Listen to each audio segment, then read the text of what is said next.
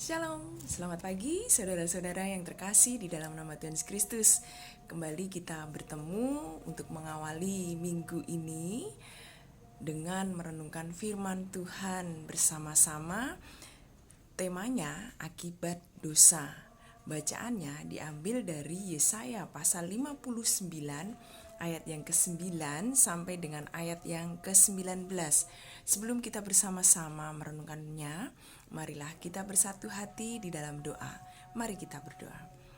Bapa kami yang ada di surga, yang kami muliakan di dalam nama Tuhan Yesus Kristus.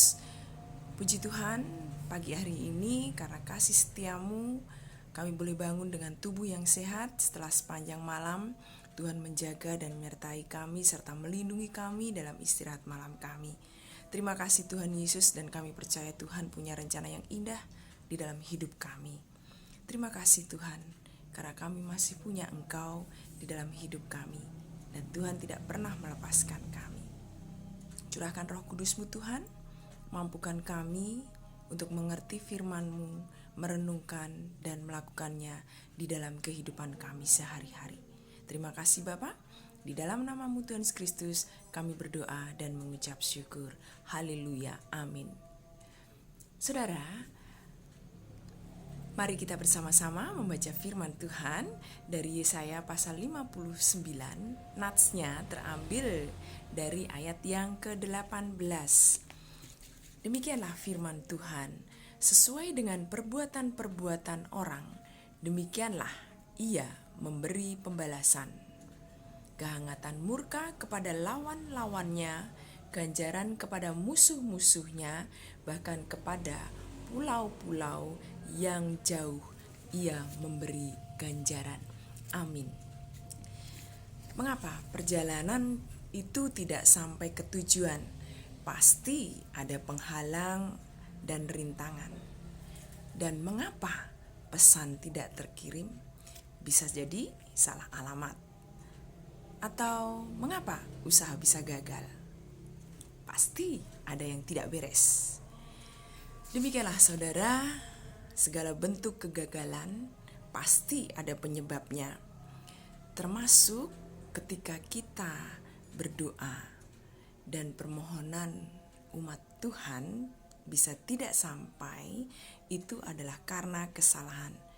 Ada sesuatu yang menghalangi, adalah dosa. Dosa timbul oleh karena ketidaksesuaian perilaku hidup. Dosa bukan hanya suatu kesalahan secara langsung kepada Tuhan, tetapi juga kesalahan terhadap sesama ciptaan Tuhan.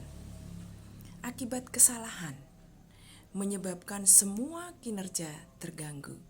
Ibarat kata pada tubuh, mungkin karena salah makan, kaki, tangan, penglihatan bisa terganggu. Dan yang lainnya, tentunya anggota tubuh yang lain pun pasti akan terganggu juga.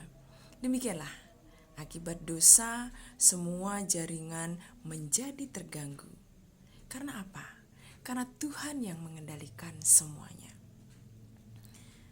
Saudara yang terkasih, kesaksian dalam kitab Yesaya kali ini jelas menyampaikan perihal berbagai kegagalan Israel.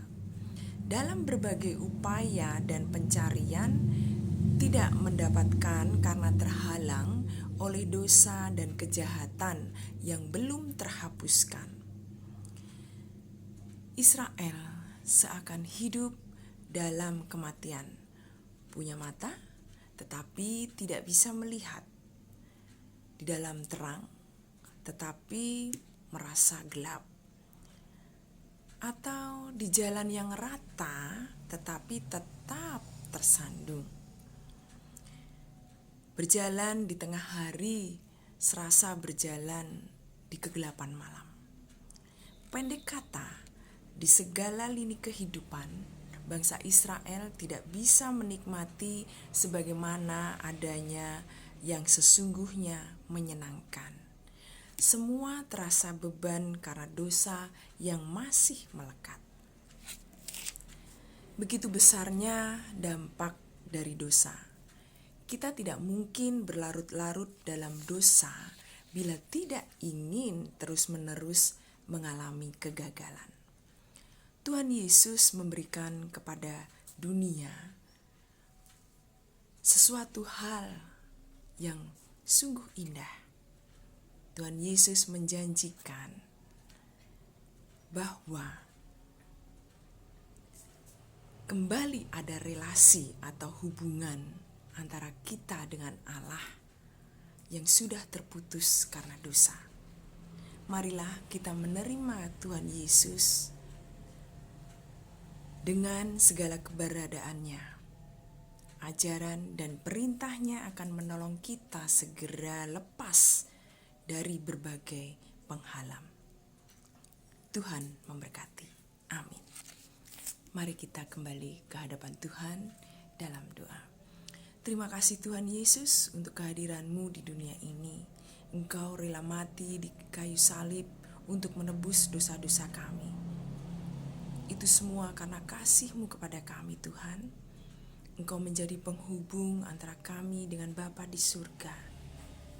Terima kasih Tuhan untuk kasih-Mu yang tiada berkesudahan. Engkau yang senantiasa menggendong dan memeluk erat kami. Seringkali kami melepaskan diri dari Engkau. Seringkali kami memberontak dan kami berlari dari Engkau. Namun Engkau tetap setia Tuhan. Terima kasih Tuhan Yesus untuk kasih sayang-Mu. Terima kasih untuk kesetiaan-Mu. Ampuni setiap dosa kami Tuhan Yesus. Jangan biarkan kami lari dari Engkau. Jangan biarkan kami melepaskan diri dari Engkau Tuhan Yesus. Dan jangan biarkan kami senantiasa berkubang di dalam dosa-dosa kami. Tuhan, terima kasih karena Engkau sudah menjadi terang di dalam kehidupan kami. Terima kasih Tuhan Yesus. Terima kasih karena kami masih punya Engkau sebagai Tuhan dan Juru Selamat kami. Terima kasih ya Bapa. Terima kasih Tuhan Yesus, Allah kami yang baik. Haleluya. Amin. Sungguh indah firman Tuhan dan sungguh besar kasih setia Tuhan pada kita. Saudara, marilah kita menjalani hidup ini dengan peka terhadap bisikan Roh Kudus. Dan marilah kita menjalani kehidupan ini dengan penuh rasa syukur dan beriman teguh bahwa Tuhan ada bersama dengan kita. Mari kita bersama-sama menjalani aktivitas kita dan kita akan undur dengan menyanyikan pujian dari Kidung Jemaat nomor 26, bait yang pertama dan yang kedua. Mampirlah dengar doaku. Selamat beraktivitas. Tuhan menyertai saya dan saudara. Alaikum shalom.